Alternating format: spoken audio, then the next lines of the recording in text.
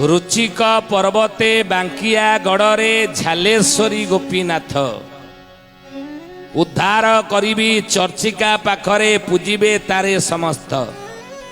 13 जन्म शरण अच्युत लिखुचंदी कोठी बांकी बांकिया गड़ बांकी बांकी रे अछंदी को ठाकुराणी अष्टचंडी मानक भितरे ए ज्ञानी गुणी मंडली सोधी जने माँ चर्चिका अष्टचंडी मानक भितर माँ चर्चिका होजनी अन्यतम।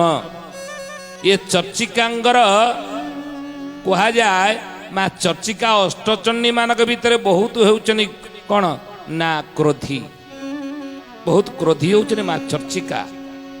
तेणु से माँ चर्चिका सिद्ध देवी सी आप जानतु आम बारंबार आपण मानक कहीचु हे ज्ञानी गुणी मंडली आम समस्ते अष्टचंडी मानक ये समय दर्शन कर आसवा दरकार।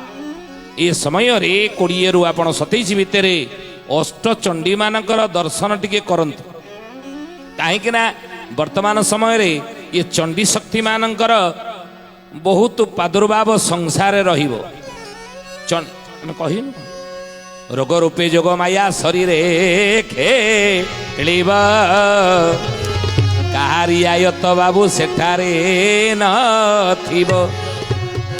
रोग रूपरे जोग माया समस्त शरीर रे खेलिबे बोली अच्युतानंद मालिकार लिखिछन केतेबेले ना 19 शेष 20 परकाश अनंत जुग एठार 19 शेष 20 ठारू ये अनंत जुगर आरंभ यू रोग रूप जोग माया मनीष शरीर रे खेलिबो। चंडी शक्ति माने ये समय रे तांकर प्रभाव बेसी रहिबो संसार बोलिए महापुरुष अच्युतानंद जी की तेणु चंडी शक्ति मानकर प्रभाव ये समय संसार बहुत रहिबो।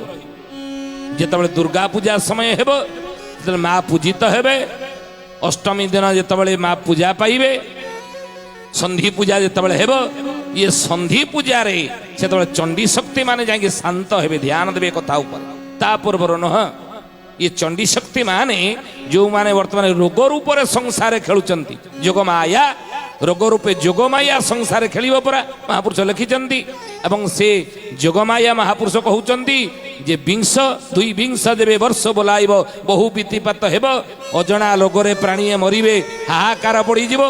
आज संसार हाहाकार पड़ी तेणु ये हाहाकार रो मात्रा कमिबो केतेबेले ये हाहाकार केतेबेले थमिबो ना सेतेबेले थमिबो जेतेबेले दुर्गा पूजा समय हेब।